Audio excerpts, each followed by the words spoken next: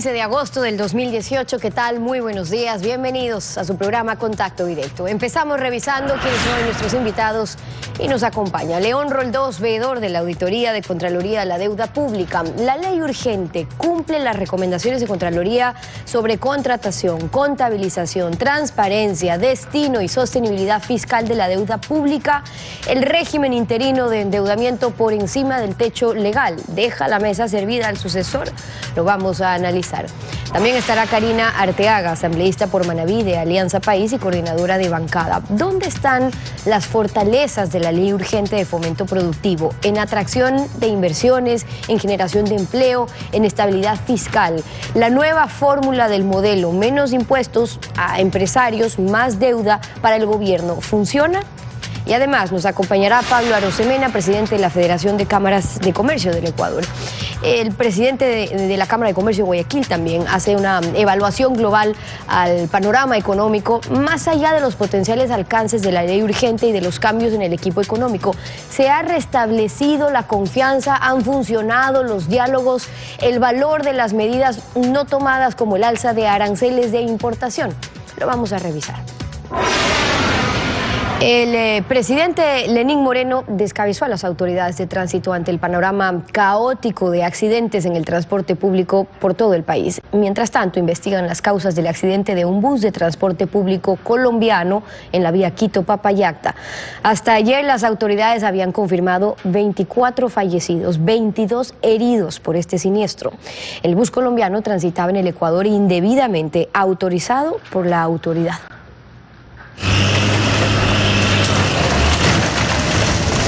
Así quedó el bus colombiano de la Cooperativa de Transportes Especiales del Oriente, que a las 3 de la madrugada de este martes se accidentó en el kilómetro 8,5 de la vía Papayacta-Quito. El resultado, 24 personas fallecidas y otras 22 heridas.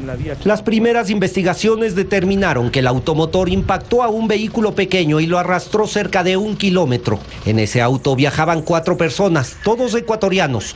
2 menores de edad murieron en el sitio y su madre en el hospital. Luego del choque contra 3 viviendas, de las cuales una deberá ser demolida, el bus se volcó en la vía.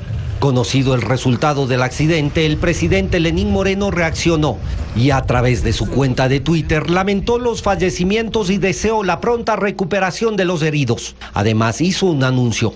Habiendo detectado errores graves en el control de ingreso y tránsito del autobús accidentado por el país, he dispuesto la separación del director de Policía de Tránsito involucrado, del director de la CTE Ecuador y de toda la cadena de mando que no ejerció el debido control. Adicionalmente, dijo haber ordenado la colocación de fotorradares en todo el territorio nacional. ¿Qué tal, Alfredo? Buenos días. ¿Cómo te va? Muy bien, Steffi. Buenos días. Buenos días a todos. El sorbo que derramó el vaso fue que las víctimas son extranjeras y al exterior afloró el control inexistente con su trasfondo de corrupción. El presidente Lenín Moreno ha actuado con energía a la vieja usanza de Velasco Ibarra, descabezando a los entes inútiles del tránsito con su fachada de yo no fui, para en definitiva proteger a organizaciones de transporte público que diariamente se mofan de la ciudadanía y de la ley por oscuros arreglos con el poder de turno. Por eso mismo, la medida espectacular del descabezamiento con sello velasquista que aplaca los ánimos debe ser continuada por cambios efectivos en la autoridad de tránsito que rescaten la dignidad humana de pasajeros y peatones diariamente ultrajados en calles y carreteras de todo el país. Lo contrario es la política del gato pardo, con su todo cambia, pero nada cambia. La actualidad, los protagonistas, el análisis y la información en Contacto Directo.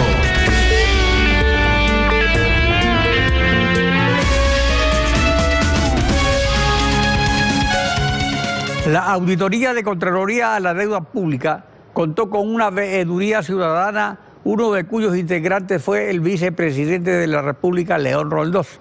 Luego de aprobado el proyecto de ley de urgencia económica, existe discrepancia sobre el cumplimiento a las recomendaciones de Contraloría sobre deuda pública y estabilidad fiscal. León Roldós. Buen día, bienvenido a Contacto Directo. Buen día, mil gracias. A ustedes mi saludo y a todos los que nos ven y escuchan en el Ecuador. La Comisión Legislativa por unanimidad recomendó no votar en bloque, sino por tramos. Uno de ellos para el que no hubo votación suficiente para aprobarlo, por la negativa de Creo y el correísmo, fue el de las reglas macrofiscales con las sugerencias de Contraloría. Entrará en vigencia el veto por el Ministerio de la Ley, primero en lo que respecta a este tramo de la ley. Primero vamos a lo global, después a lo puntual. El ministro de Economía, Richard Martínez, afirma que cumple las recomendaciones. ¿Es exacto? A ver, yo no podría decir en el 100% se han cumplido las recomendaciones. Creo que una circunstancia es sugerir, proponer, otra es el ejercicio mismo del gobierno. Pero la intención de cumplirlas sí está claro en la ley. Ahora, esta intención tiene que concretarse y la forma de concretarla tiene que ser fundamentalmente la transparencia. Se ha transparentado buena parte de la deuda externa, creo que casi toda. La información de deuda externa se ha recogido en las estadísticas, en las cifras del país. Parte de la deuda interna también se ha transparentado, sí, sobre todo lo de los CETIS y lo que se le obligó a tomar al Banco Central y al IES y a algunas entidades del Estado. Pero hay una deuda no transparentada, que es la deuda a proveedores, que es un limbo infernal. Y es un limbo infernal porque el Estado no verifica las deudas, por lo tanto no las reconoce, no las contabiliza. Los proveedores a su vez tienen que hacer todo tipo de malabares y de peticiones. Esto se vincula además con alguna práctica de corrupción. Los proveedores no pueden pagar a sus proveedores y el círculo se vuelve infernal. Este es un tema, una obligación que el Estado todavía no avanza a solucionar, a establecer una cadena, no para pagar mañana, pero sí para hacer una programación de pago. Este para mí es un tema fundamental. El otro tema es aquello de la disciplina macrofiscal. A ver, yo quiero ser bien claro. A ver, vamos a lo punto por punto. En lo puntual, se cumple la recomendación de que en el Código Orgánico de Planificación y Finanzas y no en su reglamento conste todo relacionado con aprobación, transparencia, destino, contabilización y techo de la deuda, que en el Codirreato quedó a discreción de normas secundarias.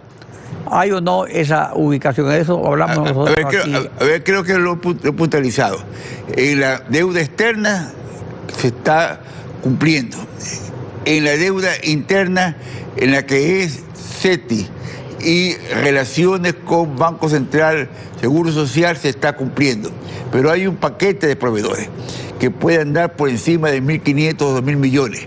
Hay las deudas acumuladas de fondos de reserva. Hay varias deudas que deberían registrarse para que el país, el gobierno sepa claro qué es lo que tiene. Como que hay una actitud, prefiero no saber, porque hay un proceso previo que se llama de verificación y de notificación de aceptación de la deuda. No se da, tampoco se niega, pero no se da. Entonces, este es un problema arrastrado desde el Correato que creó esta fase intermedia. Antes de la facturación de la deuda tiene que haber una verificación de la entidad del sector público y simplemente no verifican, ahí están paradas las cosas. Esto por este lado. Por otro lado, le decía yo a usted que el país tiene que pasar a la disciplina fiscal. ¿Qué disciplina? Yo estoy muy claro de que es imposible ponerle camisa de fuerza cuando alguien ya está obeso, rebasado. Creerle poner una camisa de fuerza como solución es imposible. Pero hay algo que sí es esencial, la transparencia. Esto faltó en el Correato y el gobierno de Moreno no puede caer en lo mismo, la transparencia. Yo creo que el gobierno tiene que comprometerse públicamente a que esto que no se vuelve la camisa de fuerza de la disciplina fiscal tenga una compensación que se llame la transparencia de la cifra. Justamente sobre eso, en las disposiciones transitorias del proyecto urgente, para el periodo interino 2018-2021, interino, digamos, sobre la deuda, se ordena, como recomendó Contraloría, aplicar inmediatamente un plan de fortalecimiento y sostenibilidad fiscal por haberse excedido el techo de la deuda, o queda todavía pendiente. A ver, se ordena aplicarlo, pero queda la flexibilidad que si las circunstancias impiden hacerlo por las cifras que no dan en la economía, por la crisis, pero es que estamos en crisis, o sea, partamos este supuesto. O sea que todo cambia, pero nada cambia. No, yo creo que esto se compensa con la transparencia. Yo lo que le pido al ministro y a todas las entidades del sector público es ser transparente en las cifras y sobre todo clarificar las cifras. Hay los casos, por ejemplo, de salud, que a 500 millones fueron mal instrumentados. Por favor, entonces diga cuántos son válidos y cuántos no son válidos. Pero esto es un tema que tenemos 2 años, pues, no es un tema de ayer, pues. Entonces, yo creo que esto es lo que... Ahora, la transparencia sería muy importante para el asunto del techo, porque ya se sabe que se rebasó. Se sabe que el gobierno está autorizado a seguir consiguiendo financiamiento por fuera del techo.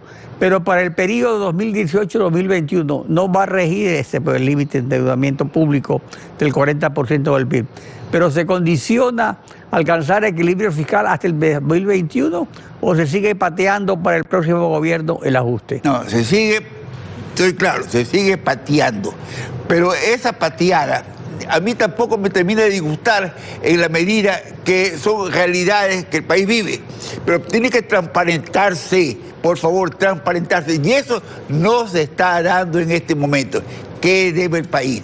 Y cosas como, por ejemplo, la relación con China, en que más del 90% de las obras hechas con empresas chinas tienen gravísimos problemas y el endeudamiento es el más elevado en las relaciones internacionales, tiene que sentarse a discutir por el gobierno. Esto no puede quedarse en el discurso. Entonces yo creo que si no hay transparencia, nos estamos engañando. Ayer se legislaba para la trampa, hoy día se ha legislado para conocer la cifra, pero falta conocer la cifra. Y otra cosa fundamental, mientras haya recesión, no hay salida en el Ecuador. Hoy día hay una severa recesión que no aparece en las cifras públicas. Por favor, presidente, ministro, no se engañen, no crean las cifras por las cifras. Hay recesión, no hay capacidad de pago en el Ecuador en este rato. Entonces tienen que reactivarse. Es que la normativa del macrouniverso económico funciona cuando llega al microuniverso de los ciudadanos.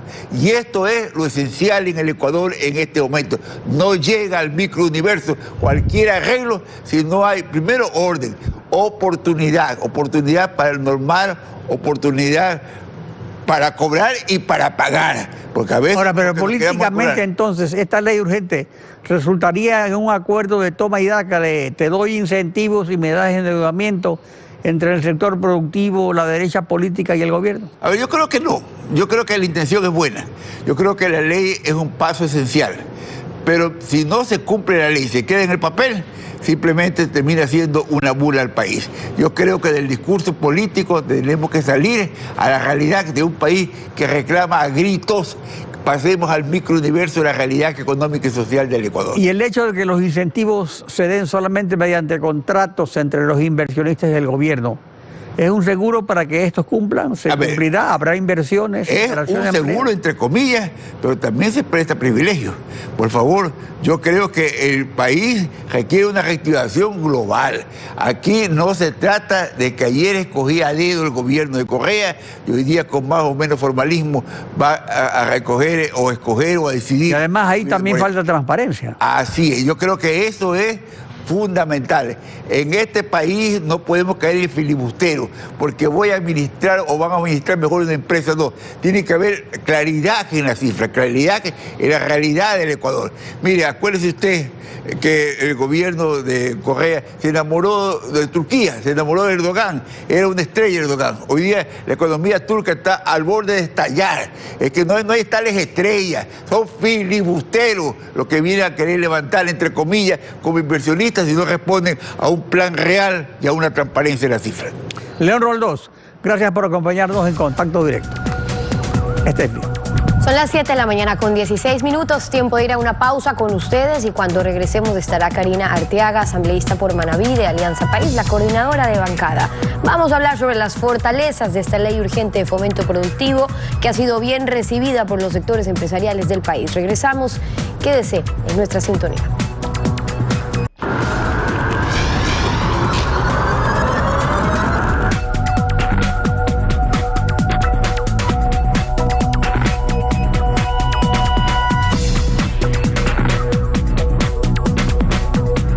Karina Arteaga, asambleísta de Alianza País, Unidad Primero por Manabí, bienvenida a Contacto Directo.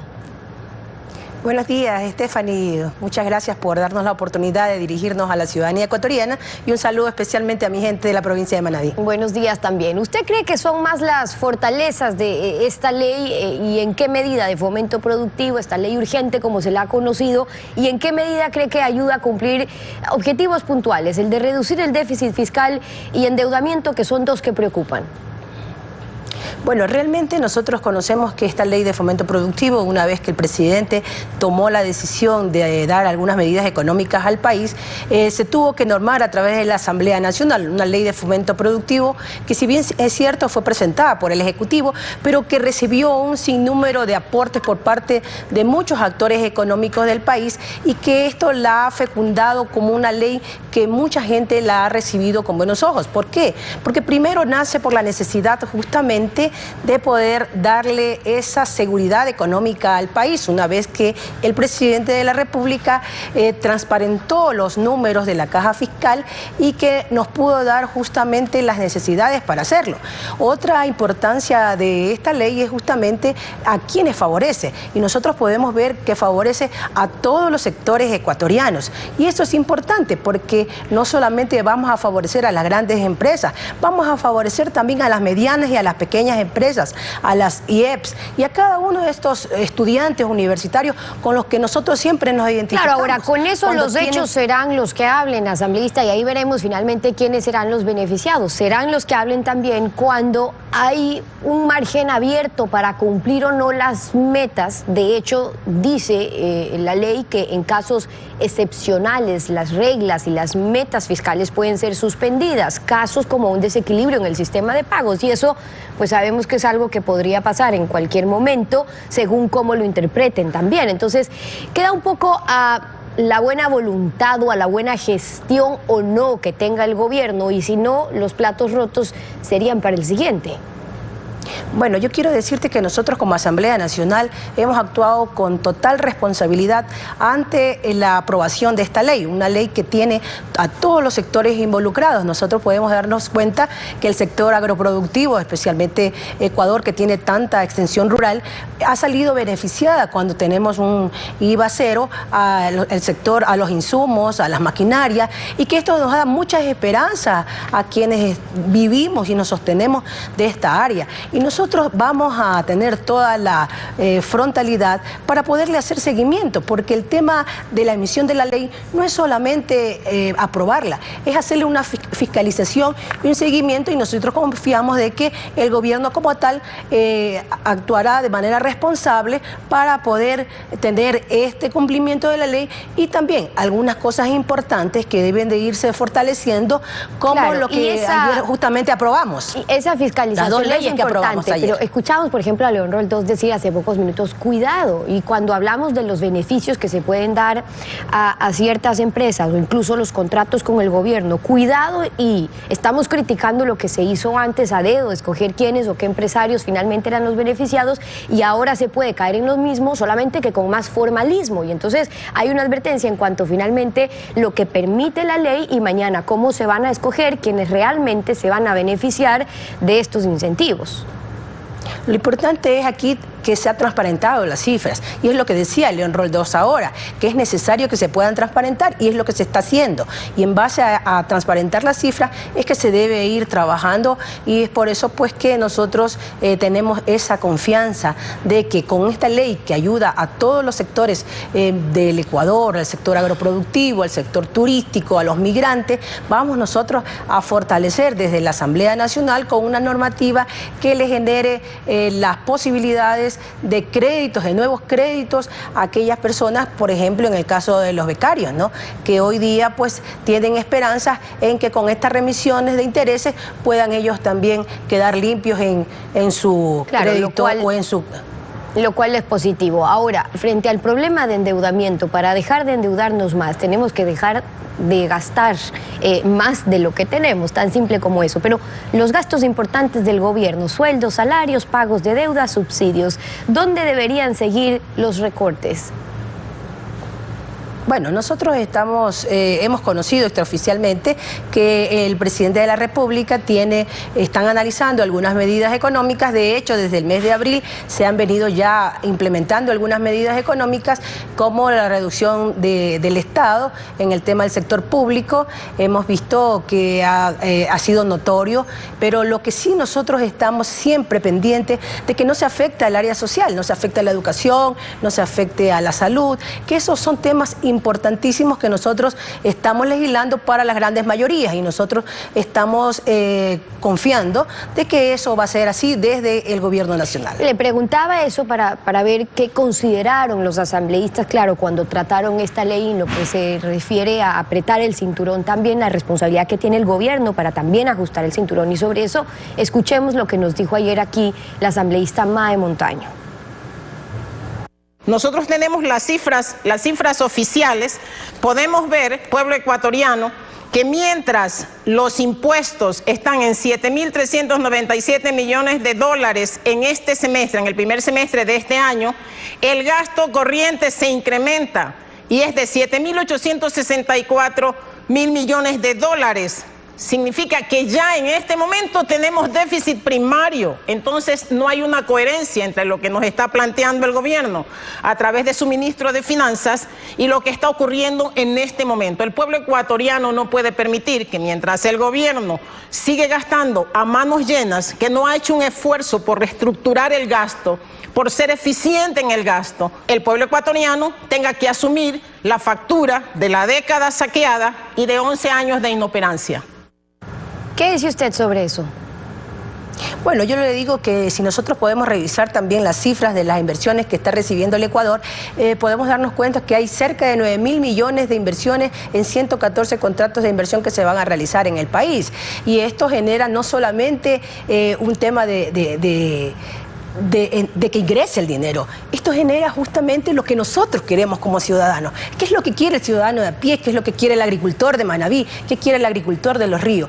Quiere inversión, quiere que se inyecte capitales frescos, y eso se está logrando a través de todos los contratos de inversión que está haciendo el Ejecutivo. Y de hecho nosotros pusimos en uno de los espacios de la Ley de Fomento Productivo el tema de los contratos de inversión, y podemos revisar también las cifras del CEPAL y del Banco Central cuando nos anuncia que en el primer trimestre del 2018 se comienza a generar ya esa confianza en el Ecuador para la atracción de inversiones extranjeras. Inversiones extranjeras que lo que van a lograr es dinamizar la economía del país, fomentar empleo, porque usted, yo, cualquiera de los ciudadanos ecuatorianos necesitamos empleo, Stephanie, necesitamos que se genere confianza. Ahora, en el partiendo país. de ese concepto es que se promulgó el tema de los incentivos también para las empresas, pero consideraron tipificar también cuáles deberían ser los sectores priorizados para beneficiarse de estas exoneraciones del impuesto a la renta, por ejemplo. ¿Cómo creen ustedes que legislaron, y estamos a espera también de más reglamentación, pero que se debería definir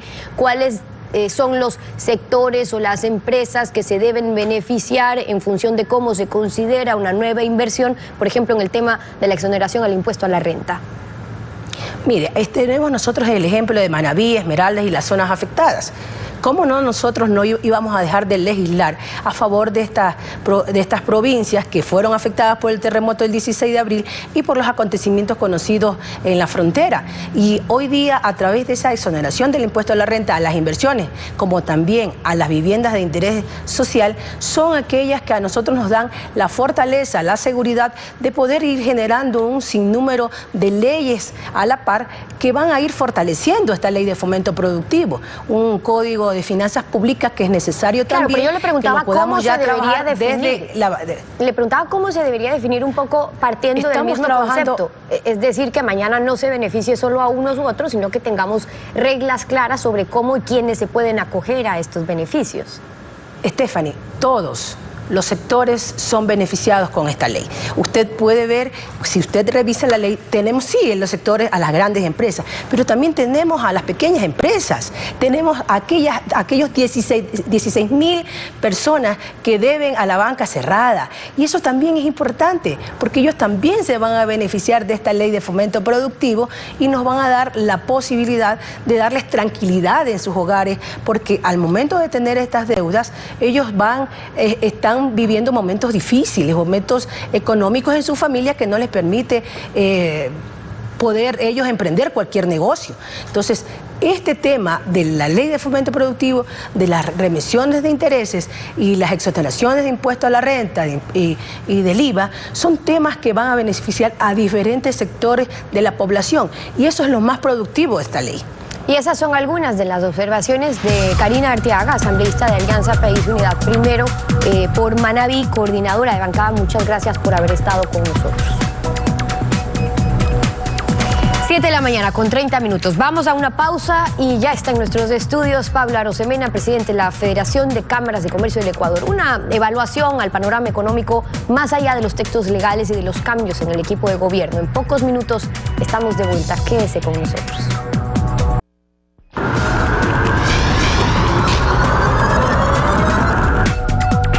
La ciudadanía ha escuchado durante los años de crisis una serie de recomendaciones para salir de ella, así como la proyección de visiones cataclísmicas que le daban un último cuarto de hora a la dolarización.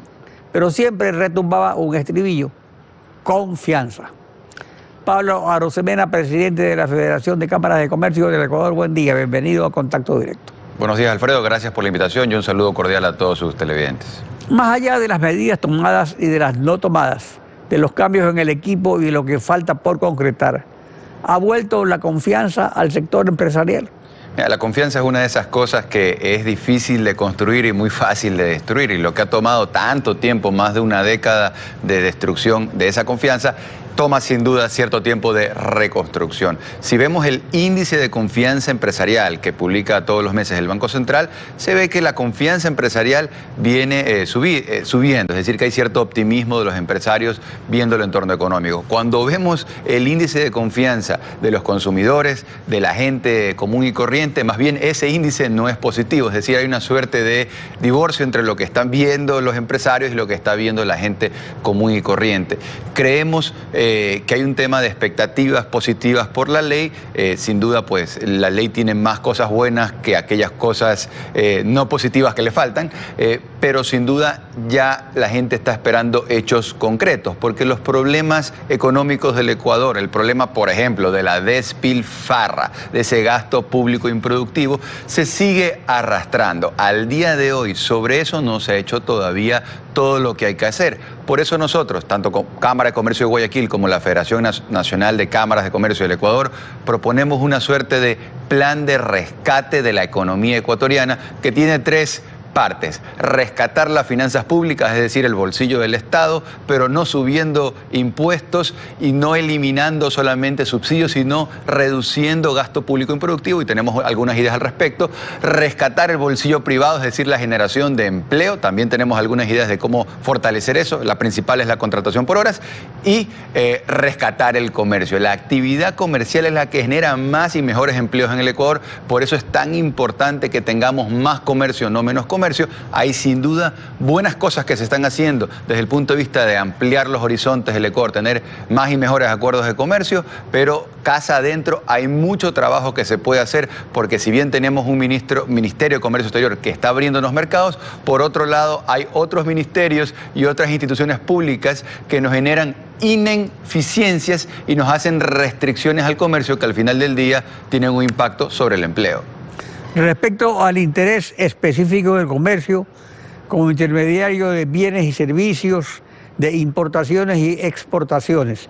La suspensión del alza de aranceles anunciada desde el año pasado y la eliminación de la tasa de control aduanero es concretamente un factor determinante para la confianza en el comercio. Los comerciantes necesitamos certidumbre arancelaria. Eso significa saber que los aranceles no van a subir cuando no vayan a bajar. Y esa certidumbre arancelaria todavía no existe porque no ha habido una voz suficientemente fuerte desde el gobierno que dé esa tranquilidad en el entorno y que se sepa que año calendario hasta que acabe el gobierno en los próximos 2 o 3 años no se van a tocar los aranceles. Eso es extremadamente importante. Eso falta, ese elemento de certidumbre, certeza arancelaria. Por ejemplo... Ahora, la certeza arancelaria le faltaría justamente los acuerdos comerciales, porque eso lo obliga a tener certeza al Ecuador, y un compromiso con los demás socios. Sin duda. La aceptación del Ecuador, por ejemplo, como miembro asociado de la Alianza del Pacífico, formada por Colombia, Chile, Perú y México, países que tienen TLC con Estados Unidos y la Unión Europea. En primera instancia, mejora las perspectivas de lograr un acuerdo comercial con México por un lado, con Estados Unidos por otro. Sí, y eso es algo muy positivo. Estamos hablando de que entrar en la Alianza del Pacífico eventualmente significará un mercado de más de 220 millones de personas. Todo comerciante quiere tener más clientes. Lo mismo pasa con el país. Bueno, pero también hay ahí otro aspecto que es, por ejemplo, la relación bilateral con algunos de los socios. Con México, por ejemplo, dentro de ese mercado, sin embargo, tenemos una balanza negativa. Así es, hay que superar visiones arcaicas, proteccionistas, que, digamos, ningún país sale adelante con esas visiones. Un acuerdo de comercio con México es condición sine qua non para ser parte de la Alianza del Pacífico, lo cual asimismo nos pone en carrera para luego tener un verdadero acuerdo de comercio con los Estados Unidos de Norteamérica, nuestro mayor socio comercial. Esas son buenas noticias y hay que trabajar en ese camino. Y finalmente la certeza arancelaria solo se lograría de esa manera. Así es, abriendo los mercados y dándole la certidumbre al empresariado de que no se van a andar subiendo aranceles. Y esto se lo puede conectar con un tema del momento, que es el tema de los subsidios. Mucho se está hablando de que el gobierno estaría pensando... Ahora, pero veamos sobre eso lo que dijo el presidente, porque respecto a la eliminación del subsidio de los combustibles, Lenín Moreno anunció concretamente lo siguiente. Sí, las opciones son, sin afectar de manera onerosa la economía de los ecuatorianos, pues subir la gasolina, principalmente la gasolina súper, que es utilizada por aquellos que tienen carros de alta gama. ¿Y cuándo va a tomar esa decisión, presidente? En los próximos días tomaremos la decisión de si lo hacemos o no lo hacemos, de acuerdo al informe que se nos dé por parte del ministro de Economía. Para reducir el gasto público y en consecuencia el tamaño del Estado, en vista de que no funciona en la magnitud requerida la austeridad, es necesario suprimir el subsidio de las gasolinas super y extra, no solo la super, como dijo el presidente. Yo lo plantearé de esta manera. Primero, lo más importante es la transparencia, que es algo que hoy se carece todavía. Tenemos un Estado que está sobredimensionado, una suerte de Estado ñoño, hemos dicho, y como es un ñoño no se alcanza a ver el ombligo. Es decir, yo creo que ahí falta mucha importancia de darle a las cifras de manera transparente. Por dar un ejemplo, se habla en cifras presupuestadas de más de $1.000 millones en subsidios y luego ministros de cartera de hidrocarburos han hablado de más de $3.000 millones en subsidios. Entonces, primero habría que aclarar eso hoy. Luego, si se va a eliminar el subsidio a las gasolinas, en este caso gasolina super extra, etcétera, si se va a hacer eso ahí de manera focalizada, entendemos que eso le genera un alivio al bolsillo del Estado, pero eso definitivamente no genera competitividad en el sector privado. Entonces, ¿qué es lo que se va a hacer? Y 2 o 3 cosas. ¿Pero qué afecta más a la competitividad, el diésel o la gasolina? El diésel sería un descalabro para el sector productivo, pero eso ni siquiera creo que se debería de discutir. Pero hablando del tema específico de la gasolina super extra, el planteamiento que nosotros hacemos es el siguiente. Se va a subir el precio de la gasolina, se va también a subir la calidad de la gasolina, porque eso sería importante. Luego, otra cosa, los vehículos en el Ecuador son extremadamente caros. ¿Por qué? Por los impuestos, por los aranceles. Precisamente ahí esa parte, la supresión no afecta a los más pobres ni a la competitividad. Pero entonces, ¿a quién afecta? A la clase sándwich, a la clase media. O sea, ¿cómo se la puede compensar a ese consumidor que se ve de esta manera en una situación diferente. Si se piensa tocar subsidios a gasolina, a super extra, debe de considerarse eliminar el exceso de impuestos que recaen sobre los vehículos. En cualquier parte del mundo, cuando uno compra algo en oferta, una ganga es un 2 por 1. Pagas 1, te llevas 2. En el Ecuador, en el caso de los vehículos, es un 2 por 1 al revés. Pagas 2 autos y solamente te llevas 1. ¿Y por qué pagas 2? Porque la plata se la lleva el Estado con todos los impuestos. Ojo, y cuando son de alta gama... Pues, ahí además es diferente porque hay IVA, hay ICE, y aparte de esos impuestos adicionales que se crearon en situaciones de emergencia y que luego quedaron para siempre.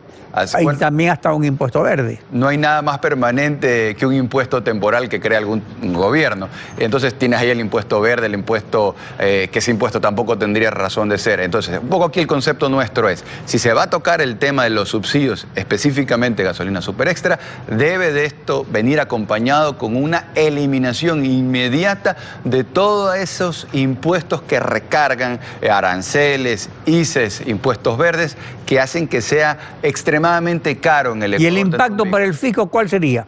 Bueno, el Estado está hablando de... Tienen distintas voces, ¿no? Una son las... Digo, el impacto de rebajar, por ejemplo, los aranceles. Así es.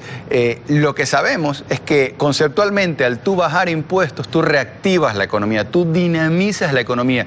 Un poco pones en línea lo que estábamos hablando hace un instante con respecto a esa propuesta nuestra de un plan de rescate de la economía ecuatoriana. La economía ecuatoriana se está desacelerando. Las ventas en este año, en relación a las ventas del año pasado, están creciendo de manera más lenta. También puedes verlo eso por el lado de los depósitos, lo cual impactará eventualmente el crédito, sin contar con medidas de esta ley que van a afectar también a ciertas partes del sistema financiero, porque se estaría dándole un golpe a la banca, cobrando haciendo que ya no puedan cobrar, por lo tanto tener utilidades y por lo tanto no poder colocar como la banca lo quiere y lo puede hacer. Entonces, toda esta configuración de temas de una economía desacelerada, de ciertas señales mixtas, cosas buenas que se hacen con la ley por un lado, eliminar el impuesto al 2 por 1000 de las empresas domiciliadas en Guayaquil, el impuesto zombie que hemos denominado, pero por otro lado estos golpes que estamos mencionando no dan la certidumbre que necesita el empresariado. Es decir, que hay que tocar el piano con los 10 dedos. Hay que tocar. Pablo Arosemena, presidente de la Federación de Cámaras de Comercio, gracias por participar en Contacto Directo. Concluimos así esta emisión y como siempre agradeciéndoles a ustedes por su confianza y sintonía. Nos volvemos a encontrar mañana, Alfredo. Mañana continuamos rayando la desinformación en Contacto Directo. Buen día.